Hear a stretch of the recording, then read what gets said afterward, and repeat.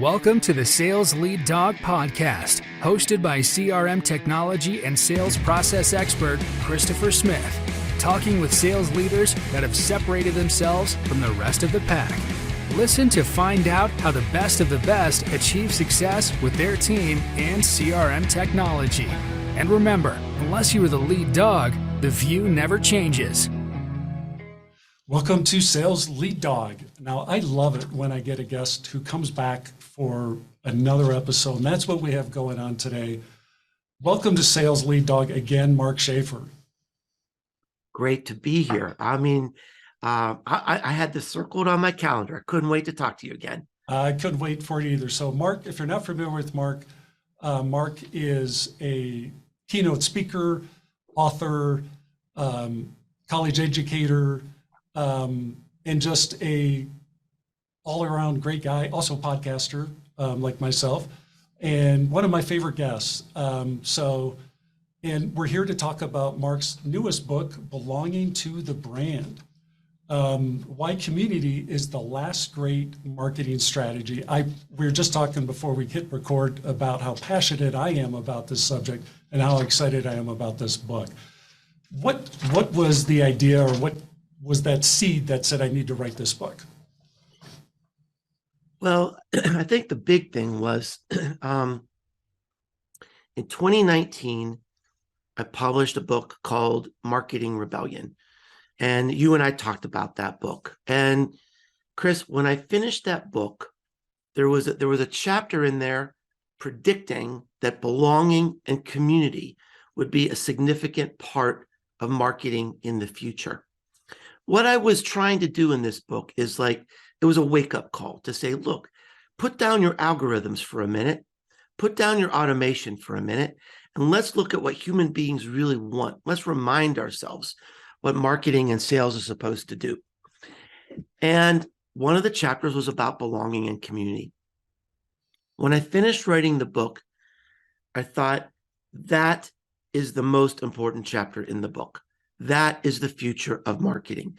When all this other spammy stuff starts to fade away, we're still going to have each other. We're still going to have community. And that's really going to be the future, I think. Well, a year later, boom, the pandemic hits. And everybody starts telling me, Mark, the ideas that you had in this book are coming true. All these things that you said, companies, remember how the pandemic started, right? It was all the companies are saying, we are with you in these unprecedented times, right? They couldn't get off the script. They just couldn't. Yeah. Finally, when they didn't know what to do, they didn't know what to say. Some of them finally started to roll up their sleeves and do something and show up and with their customers and create community. And that's what everybody needed at that time. And so that was the big thing. The other thing that's really weighed on me, and I'm sure you see it in the news every day like I do, is this crushing information about the levels of isolation, depression, and loneliness in our world, especially with our children. Mm-hmm.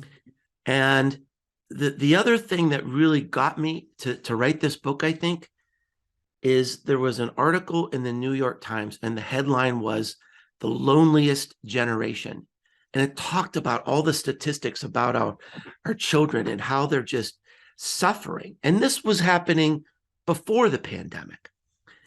And look, I'm not one here. I'm a business person like you. I'm not here to say, oh, start a community and change the world. No, this book is about creating community or considering community because it is the greatest overlooked sales and marketing opportunity in the history of sales and marketing opportunities. This is a big business, opportunity. Now, I'll also say that human beings need community. This is the only type of marketing people will actually love and embrace. It's marketing that works. It's marketing that heals. What's not to like about this? Everybody should be thinking about this in terms of their marketing portfolio going forward. What are some of the companies that are doing it right when it comes to not only building that community, but really driving participation in the community? One of the things I tried to do in this book is have diverse case studies, B2B, B2C, small companies, big companies, nonprofits, even solopreneurs. There's a story in there about a stay-at-home mom who created a community with 50,000 people in it. Yep. And, she has a 6-figure income, raising 5 kids. So there's lots of examples, lots of inspirational stories. If I had to pick a few, look, this is my 10th book. I did something in this book I never did before. I devoted one chapter, an entire chapter, to one person. Yeah. And that's in chapter 4. It's a woman named Dana Malstaff. Dana she's an incredible business entrepreneur and innovator. She had started a great business, and she got pregnant, and she was torn about pursuing this business or really giving it all, as a mom. And she decided she wanted to do both. She didn't want to compromise, and she didn't feel like she had a lot of support. So she created this group called Boss Mom around 2016. Long story short, in her first 9 months, she has 6-figure income. She's now about $1 million business. She has 70,000 people in this group. And her business is doubling every year, and she has no sales department. Yeah. She has no marketing department. She has no marketing budget. But when you have 70,000 people who love you, who just are so grateful for this support and this validation, they buy everything she does. So she has a membership. It's all free, but she also has a membership part of it. Yep. She does classes, she does workshops, she does videos, she does coaching, she does events, and they'll buy all of it. And she doesn't have to sell. And she was very careful to say in the book, with some amount of pride, she said, I can sell, but I don't really need to. Right. So it's sort of the ultimate marketing, but there's no marketing, right, at least as we would normally think about it. So that's one of my favorite case studies, because she is truly visionary. But like I said, the biggest community I profiled would be Twitch, which has which has millions and millions of people. Yep. The smallest community has 30 people. It's a real estate company that drove $40 million in revenue off of 30 people in their community. So like I said, there's something for everybody in there. See, and that's, I think, key is that I think when people start thinking or hearing like you need to build a community, immediately thinking like, how am I can't build 70,000 or 100,000. It's not the number. It's what is it then? It's not the number. It starts with 5. Right. Here's a pattern that I saw in every community that I studied, and I studied lots. They all started with some passion or fandom that was already there. So for you, it could be fans of your show. It could be people you see for lunch in your community in Denver. It could be some of your best customers, your clients who believe in you. And the trick is, what is your purpose? Now, this is different than your mission statement. It's different than your points of differentiation. But why do you exist? What's your purpose? And how does that intersect with the purpose of your customers that would make them want to gather? That's really where you start. And even if it's 5, you fan the flames. Right. And if you test it out, and if you get something going, here's what will happen. Someone in that group will say, I'm enjoying this so much. Can I invite my friend? My brother would love this. Can I bring him into this group? And you start to get organic growth. Right. And that's how almost every single community starts. Even Twitch, some of the biggest communities in the world, started off by a small group of people that just found something cool to celebrate and wanted to gather around this. Yep. That's, I think, the key is, it's funny when I read, all these different sales books and they're always like, what's your value proposition? You have to deliver value. Yeah. And if you're not delivering value, what are you doing? That's what this is really all about, right? Yeah, you have to, you do. And most communities fail. And the reason that they fail, the number one reason that they fail, is because they're designed to sell things. Right. And look, I understand the pressure in a company. You're a master at sales, right?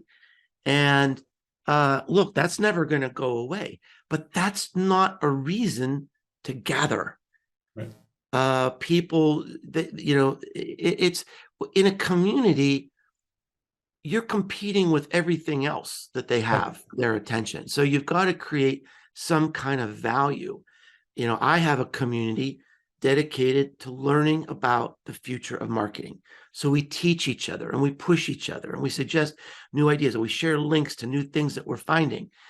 And recently someone told me, she said, I find that I'm actually visiting this place every day. Right. Boom, right? That's a sign that it's working. And monetization, it's going to be indirect for me. I mean, I have a different purpose really for this community, but there's a whole section in the book, Chris, about thinking about what can you do in this world as a company that you could do better if you had customers along the ride with you. Right. What do you want to be known for 10 years from now? What's your legacy? What would happen if we brought our customers along with us and actually let them lead the thing? That's where the magic starts to happen. Right. And you have to be willing to give up control, right? Because you want people in that community to have a sense of ownership over it, I would imagine, right? And there's an important point I need to make, because a lot of people at this point are saying, all right, well, community, big deal. I mean, the communities have been around forever, and that is true. But this is the difference that I'm making in the book. Almost every community today is transactional. It's based on customer self-service. Hey, I'm a tech company. You got a problem with our software? Go to our community and we'll have people there. Our customers, fellow customers will help you. That's great. That's fine. It makes the accountants happy because it's easy to measure. Right. What I'm saying is, think of what you're missing. Think of the brand marketing value you get from advocacy, collaboration, co-creation, speed of information, trust that you build, loyalty, lower churn rate. You create, when people become friends in a community, you create a layer of emotional switching costs. Because if people would leave your brand, they'd have to leave their buds in the community. And we're not looking, almost nobody is looking at community that way. Right. I go to, I don't know how many marketing conferences a year. I have never been to a marketing conference that had a track about community. Right. That's why I say, this is crazy. It really is. It's crazy. It's the biggest opportunity and it's staring us right in the face.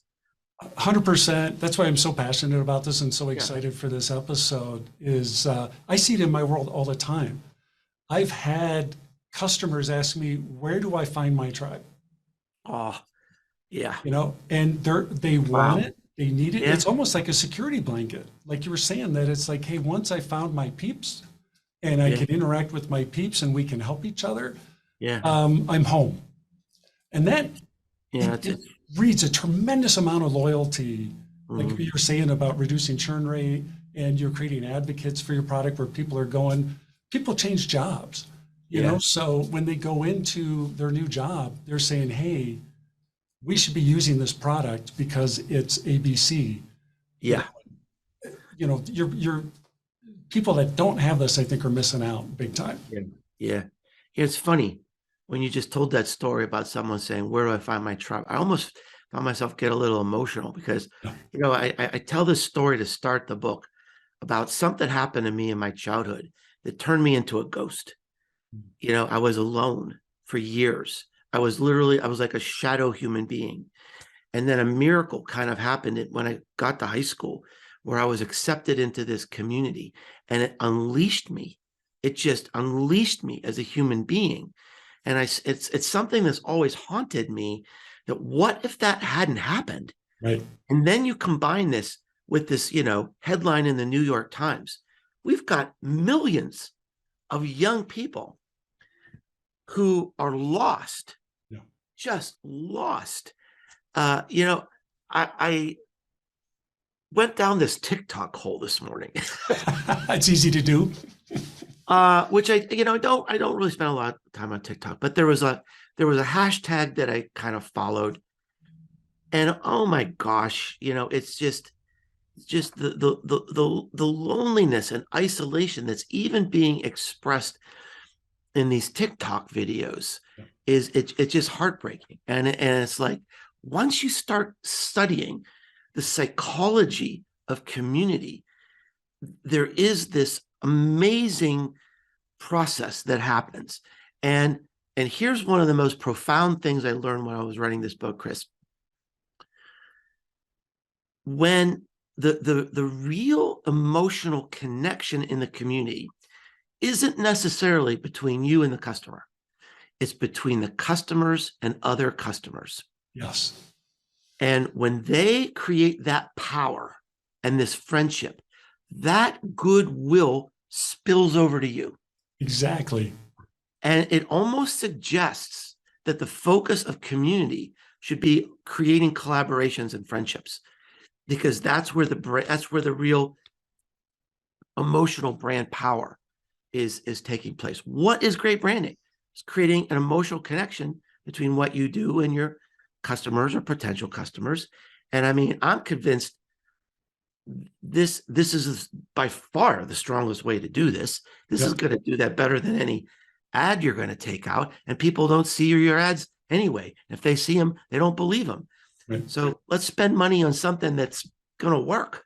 Right. And the way I look at it is that advocacy, that connection that you're creating, it's like you're building a moat around your business, and all your customers are on the inside. I love like that. Anyone who wants to come along and poach them, you're not going to get them. I actually used that term in the book, and the editor didn't understand it. She thought it was dumb, and she said, "Take that out." But so I'm glad to find a like-minded moat fan. That's right. That's right. I'm a big fan of the moat. But yeah, I mean, it really is. I've seen it happen where, you know, there's one person in particular I have in mind that when they went into, as a friend of mine, went into their new business, she was coming from a company that had a very strong community. That was what she was used to using their product. Went into the new company, they were not using it. They were using a competitor's product. She was like, all right, I'll try it out. I'll see what it's like. Yeah. Within a year, she was bringing in the product she was used to, because she was the one who said, "Where's my tribe?" Yeah. And she could not find her tribe, so she brought it with her. Wow. Yeah. I wish I had that story before I wrote the book. I would have put it in the book. Yeah. I mean, of course I would have said it was my idea. I wouldn't have given any credit whatsoever. But that's the part where I think people are really missing out on, because it's expensive to market. Oh, and yeah. So if you invest in building this community, you're getting people to do it for you, and they're selling for you. Yeah. You know, so when people come to you, they've already heard these great stories, and your sales process, your cycle, everything is just going to be shorter, easier, faster. Yeah. That's the key, I think, from a marketing mindset. Right. Is how do you create something so cool and valuable and unmissable in your community that people start talking about it outside your community. That's right. Just like your friend who changed companies. Yeah. Oh, yeah. And like I just saw an ad for Peloton. You know, they're saying, I think it's 93% of users are still using their subscription model a year later. Yeah. And they've done a tremendous job of building a community. I know people that have bought, like, oh yeah, I couldn't afford the bike, but I wanted to be a part of the community. So I'm willing to spend that premium to be part of the community. That's why they join. Yeah. Yeah. That's kind of the ultimate, isn't it? When, when people are willing to spend something to be there. Yeah. Yep. Yep. So we talked a little bit, we jumped around here a little bit covering your whole book, but chapter 6, you titled The Culture Club. Can you talk about the Culture Club? Well, I think it's really very simple. And you know, look, what I'm trying to do in this book is be very practical, very honest about what's going to work and what's not going to work. And the very first question you have to ask is, do we have a culture that can sustain this? Right. This requires a very, very different mindset. Most marketing is ephemeral. You have an ad or you don't have an ad. You get a budget, you do your campaign. When the money runs out, it stops and you start something else. A community is an implied social contract. What other marketing or sales promotion do we have that's an implied social contract? Right. There isn't one. So starting there, it's a statement, it's a commitment. The type of people you get involved, these are going to be the most important human resources in your whole marketing department. This is going to be the front lines creating this brand love. Everybody's going to know your community people. Nobody's going to know who your CMO is. Right. And like you said earlier, a lot of it is about giving up control. It's not about dictating things. And that's the beauty. Yeah. From my own community. Yeah. When I started my community, I thought, okay, people are coming in here because they're interested in me. What are the things I like? I like public speaking. We're going to have a little room about that. We're going to have a room about writing. We're going to have a room about personal branding. My friend, those are the emptiest rooms in the whole place. In fact, I just closed down the personal branding room, right, because they took me a different way. Right. And it was a better way. Yeah. And we're learning about the metaverse and Web3 and artificial intelligence and all these things that are happening now. Yeah. And it's become my university. By giving up the control of me teaching them, they're teaching me. Exactly. They're telling me this is what we want. This is what we want to talk about. This is what's in front. This is what we're thinking about now. Yeah. That's a gold mine. I mean, it's just about everything I write about, everything I teach about is now starting in that community from somebody else bringing me there. Right. You know, I wrote one of the first blog posts about ChatGPT. And it was because someone in the community saying, oh my gosh, this thing just got 1 million users in 5 days. And so I was one of the first users. Well, I was one of the first million, let's put it that way. And, I wrote, they were some of the most successful blog posts I've ever written. Right. And now even some of my community members are like contributing to my blog posts. Right. There's this amazing value coming out of it for me. You know, am I going to monetize it? Maybe. I'm not really worried about it. I mean, somebody from my community just hired me to give a speech in New York. So, it could be indirect, but that's not the most important thing right now. It's still in the learning, growing phase. And I'm not going to be impatient about monetization. No, and I actually think that's really wise, because I think that is kind of a bit of a turnoff, that it's like, hey, if I'm putting my time in here, and I don't want to have to pay for that. I just remove the barriers, just get me, make it easy for me to engage. To me, it's a gold mine of information when people are telling you what you want to see and all that. You're going to get such an ROI on this investment. Yeah. It's the other part of this too is I think it's becoming expected, at least in certain areas that I live in. Mm-hmm. It's expected that you have a community, and if you don't, that's a huge negative. Are you seeing that in other areas outside of tech? Well, tech dominates. Yeah. More than half of all the brand communities out there are tech. And almost every startup today, Chris, leads with community. Right. Because they need early input, early testers, early advocates. So, I mean, it makes a lot of sense. I think the number is 85% of startups today lead with community. It's absolutely vital. Now, I would say in other industries, adoption has been relatively slow. Mm-hmm. And I do think there is a first mover's advantage. Mm-hmm. I'll give you an example.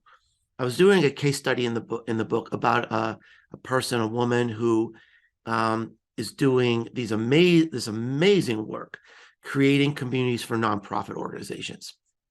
And she just happened to say that her favorite community was this women. It's a company that sells like professional clothing for professional women. It's called LaFleur. I never heard of it before. Yep. And she said, when I have any business problem, I go here. These are my peeps. Right. Now, think about that. This company sells clothing, but these are her best friends. Yeah. Right. And so, yeah, they talk about clothes. They have pictures of their outfits and so forth, and they'll critique the new line of clothes, but they're also talking about their lives and their world and their business and their frustrations and their victories. And that to me is amazing, because this clothing company has now become part of the fabric of her life. Yes. That is the most powerful thing you could ever hope for as a brand. Yep. No, it is. To me, that's the holy grail. Yeah. And where it's like, I am not going to miss this. Whatever's happening here, yeah. I'm not going to miss it. And that's the other part of it too, is like, if you do this community thing right, it becomes a culture of its own. From what I've seen, it morphs to where it's almost like a religion. That it's like, yeah. I really want to be a part of this group, and it's something I'm very passionate about. I'm very committed to it. So if you have an event, I'm going to be at that event.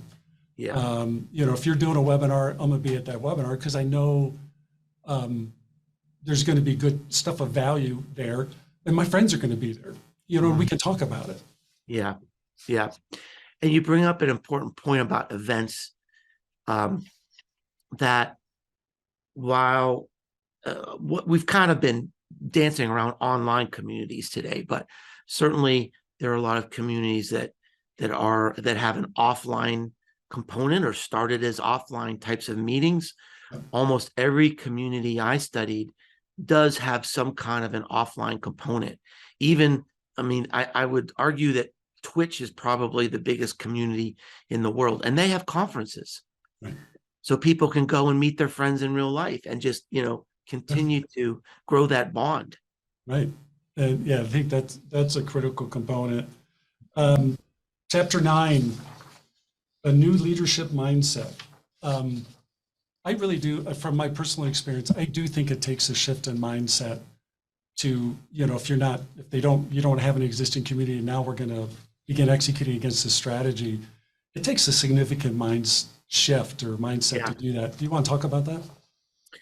Yeah, one of the most, I think, profound commentaries in the book There's a fellow in the UK who had a B2B marketing agency, created this community, and now the community is bigger than the business. I mean, nobody even knows what his business is anymore. The Right. community has become the business. It's not just community-based marketing. This is his business. Right.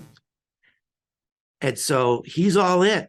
Yeah. And he said, it is so humbling because this is so different than any other kind of leadership, any other kind of marketing. It's different than what we learned at the university. Right. And it's humbling, and it's frightening in some ways. Right. I mean, I even see that in my community, where it's like, well, just think how humble it is to like set up the community where you think, well, this is what it's going to be. And Right. then the community promptly takes it someplace else. Yeah. All right. What about brand vision? What about brand messaging? It's out the door. That's right. They're going to take the message and the vision a different way, and it's going to be better. Yes. My role as a leader in this community, two things. One, protect the culture. Make sure, I mean, it's going to be kind, encouraging, validating, no toxicity, zero tolerance. Yep. And number two, dispense status, because people want to be heard. They Yep. want to be acknowledged. They want to be seen. Yes. And so we need to recognize that and find new ways to reward people and acknowledge people. Right. And their contributions. I actually know a person that they look for that level of status on people's resume. You know, that if they are putting that in that box, I'm like, you're kidding me. People put that on their resume. She's like, oh yeah, that's one of the key things I look for. Wow. And because then I know if they're active in the community, that's Yeah. the kind of person I want in my business. Yeah. And, you know, they're not just a taker, they're a giver, they're willing to contribute, you know, they're willing to be part of something bigger. Yeah. And so that key, that role of status in the community, I think is very, very important. Yeah. It's really, you know, the engine Yeah. of the community. I would say create activities where people can get involved and work together and collaborate. Yep. You know, create activities. That's important. And then dispense status. Really, Right. That really drives engagement. Yeah. And you also talk in here at implied social contract of community. You touched on that a little bit. I think that is also, especially these days where people are very divided in some ways, especially when it comes to politics, et cetera. We don't want that at all in our community here. You know, Yeah. we want people coming together, right? Unless that is your community. But it's not my community. Yeah. No, I mean, I think it is about healing. I think it is an opportunity Right. to heal. And that was one of the profound things I learned as I was writing this book is, you know, I did a deep dive on the academics, Right. the academic studies of psychology and sociology and how that shows up in community. And I mean, it's just like, oh my gosh, why haven't we been talking about this? Right. Why? Yeah. It's just been right in our face. Yeah. And it is a different mindset.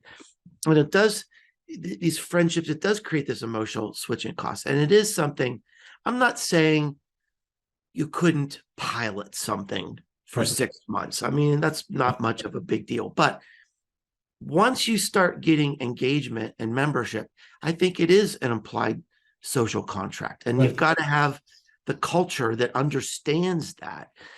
Community isn't really a marketing program. It's got to be sort of part of the DNA Right. of your company from top to bottom. And one of the things I'm proud of in this book is that I have a lot of brand new, fascinating case studies. But there is one very famous case study I talk a little bit about. because it's just so well known, and that's Harley Davidson. Yep. Harley Davidson, their purpose is to help people fulfill their dreams through a motorcycle lifestyle. Motorcycle lifestyle. So everything that company does from the top to the bottom is, how do we make you a badass? Because that's what you really want to be. That's your dream, you know. And so, and I have had firsthand experience working with Harley Davidson. And I got to tell you, they are obsessed with every single thing about how their community interacts with the machine interacts with the community, from the top of the company all the way down to the bottom. It's not a marketing strategy. Right. It's the DNA of the company. Community is the DNA of the company. And to do it right, that's where you need to get to. I agree. It's you really, if you're going to do this right, it has to be a total commitment. You can't do it halfway. Right.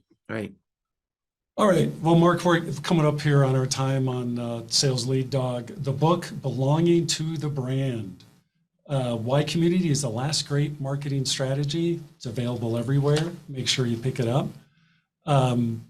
Anything else you want to tell our users, Mark, or any events, anything coming up that you want to share with people? Yeah, well, first of all, thanks so much. It's been great talking to you. I do think this is an important book. It's my best work. You could buy 2 years of my life for $19.99 or less if it's Kindle. I narrate my own audiobook, which a lot of people like. I've got a blog free on my website. I've got a podcast, The Marketing Companion, free on my website, Businesses Grow. And I also have a marketing retreat called The Uprising, very unique event. I limit it to 30 people. We have one in Knoxville, and we're going to have one in Ireland in September. So that would be something that it's magical. It really is. It's the best thing I've done in my career. We get together at a lodge in the woods and learn about. It's really about being relevant. You know, how do we stay relevant in this fast-changing world? And just learn together and support each other. And so The Uprising is listed under events on my website. So those are a few things I got going on. Yep. So we'll have all this in our show notes, all the links you need to get to this info. So be sure to check that out at impellercrm.com/Sales Lead Dog. You'll find this episode along with all our other episodes of Sales Lead Dog. Mark, thanks again for coming on. It's been great seeing you again. Thanks. It's been an honor. As we end this discussion on Sales Lead Dog, be sure to subscribe to catch all our episodes. On social media, follow us on LinkedIn, Facebook, and Instagram. Watch the videos on YouTube, and you can also find our episodes on our website at impellercrm.com/Sales Lead Dog. Sales Lead Dog is supported by Impeller CRM, delivering objectively better CRM for business, guaranteed.